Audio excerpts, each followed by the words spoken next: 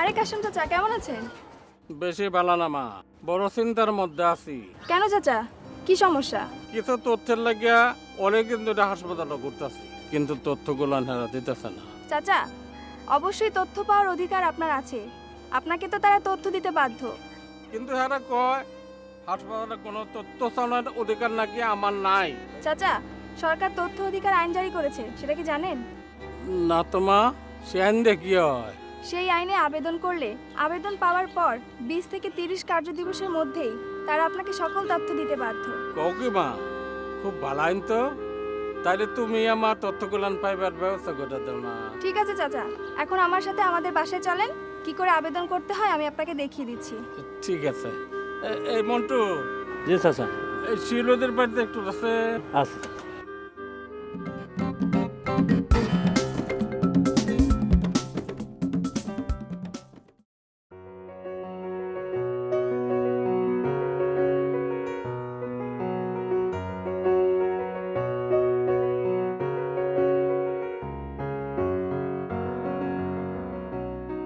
তোমার নাম কি? শেফালি।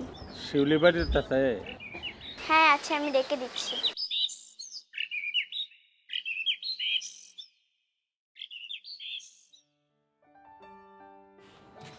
আসসালামু আলাইকুম চাচা। ওয়ালাইকুম সালাম। চাচা, আপনাকে আজ খুব খুশি লাগছে যে? বারে, এইটা তো দেখি খুব কাজের আইন। কি জানি কয়, এই দায়িত্বপ্রাপ্ত কর্মকর্তা, এই এই তারে আমি তোমার কথা মতো তথ্য জমা দিছি। তিনি আমার 10 দিন পরে তথ্য দেবেন বলে আশা দিছে। 10 দিন পর তথ্য দেবে? খুব ভালো খবর তো চাচা। চাচা আসেন, চা খেয়ে যান। না মা, আজকে চা খাইতাম না, বাজার বহুত কাম আছে। আচ্ছা চাচা।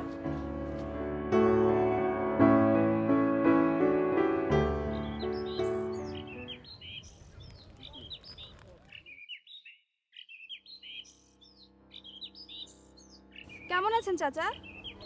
এই তুমি এখন রম আছে, তুমি কিরম আছো? আমি ভালো আছি। তোমার সাথে দেখে ভালাই হইলো। আজ তোমার কাছে যাইতাম। কেন চাচা, কোনো ঝামেলা হয়েছে? তথ্যগুলো কি পাননি?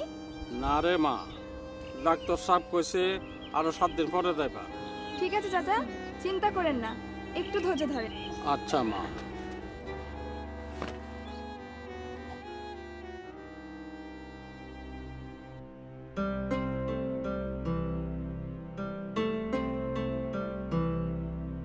চাচা, চাচা, চাচা আপনার কি শরীর খারাপ? মাগো, শুনে বেশি ভালো না, তাই দেখা করতে পারি নাই। আসো, ভেতরে এসে বসো। না চাচা, বসবো না। অনেকদিন আপনার খবর না পেয়ে দেখা করতে এলাম। চাচা, আপনার তথ্যগুলো কি পেয়েছেন?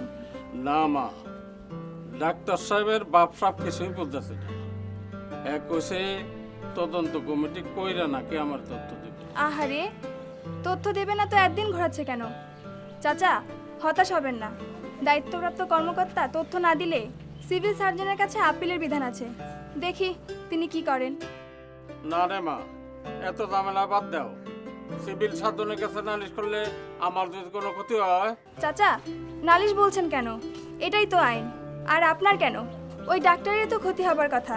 তথ্য অধিকার আইনে বলা আছে, যে তথ্য দেয়া যাবে না তা 10 দিনের মধ্যে লিখিতভাবে জানাতে হবে। তা না করে দায়িত্বপ্রাপ্ত কর্মকর্তাই অপরাধ করেছেন। তাই নাকি মা? এই বেটার কি শাস্তির বিধান আছে কেউ দেখি। আচ্ছা চাচা, আপনি তথ্য না পেলে আপিল করলে আপিল কর্তৃপক্ষ 15 দিনের মধ্যে আপিল নিষ্পত্তি করতে বাধ্য। আবার উল্টাপাল্টা তথ্য দিলে আপনি তথ্য কমিশনে অভিযোগ করতে পারবেন। সেখানে শুনানি শেষে আপনার পক্ষে রায় হলে আপনি তথ্য তো পাবেনই, আর তথ্য দিতে বিলম্বের দরুন প্রতিদিন 50 টাকা হারে 5000 টাকা পর্যন্ত তার জরিমানা হবে। বাহ, ভালোই তো। তোর ডাক্তারের শাস্তির কোনো দরকার নাই, তথ্যগুলো পাইলেই আমি খুশি।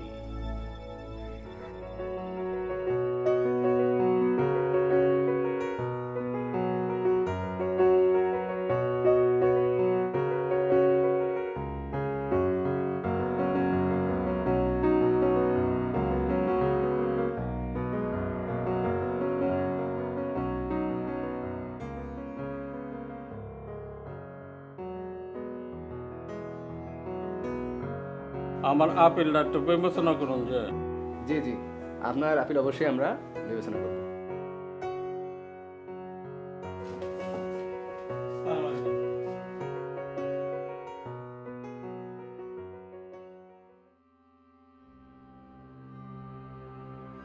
অভিযোগকারী জনাব মোহাম্মদ কাশেম ব্যাপারী হাজির।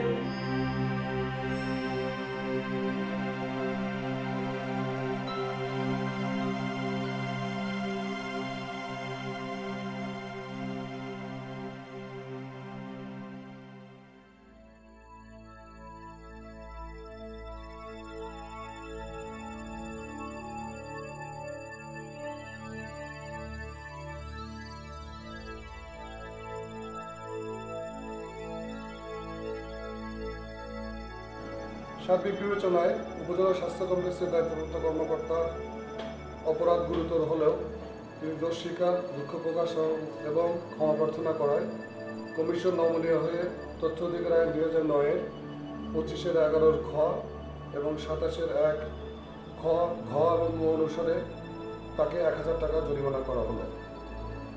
সিভিল সার্জন এবং আপিল কর্তৃপক্ষ আইন অনুযায়ী নির্ধারিত সময়ে তার দায়িত্ব পালন না করায় তাকে তিরস্কারপূর্বক ভবিষ্যতের জন্য সতর্ক করা হলো। মা, তোমার যে কি বলে ধন্যবাদ দিয়া, এত সহজে তথ্য পাওয়া যায়, তুমি না করে জানবারই পারতাম। না না চাচা, ধন্যবাদ দেওয়ার কিছুই নেই। এটা তো আমাদের মতো শিক্ষিত লোকদের কর্তব্য। দেরি করে হলেও আপনি যে তথ্যগুলো পাচ্ছেন, এতে আমি খুশি চাচা। কিন্তু আমি তো হ্যাঁ শাস্তি চাই নাই মা। হ্যাঁ শিক্ষিত হয়ে কেলাগিতে এই অর্ডারটা করে বুঝি না। ঠিক বলছেন চাচা, তবে যারা হয়রানি করে তাদের শাস্তিরও দরকার আছে। আরেকটা ভালো খবর কি জানেন চাচা? কি? সরকার 2013 সাল থেকে তথ্য অধিকার আইন 9-10-এর পাঠ্যসূচিতে যুক্ত করেছে। খুব ভালো কাম করছে। এরা সুরতন এই আইন শিক্ষা চাকরি ঢুকে দেব আর আমগর কোনো হয়রানি করতে পারবে না।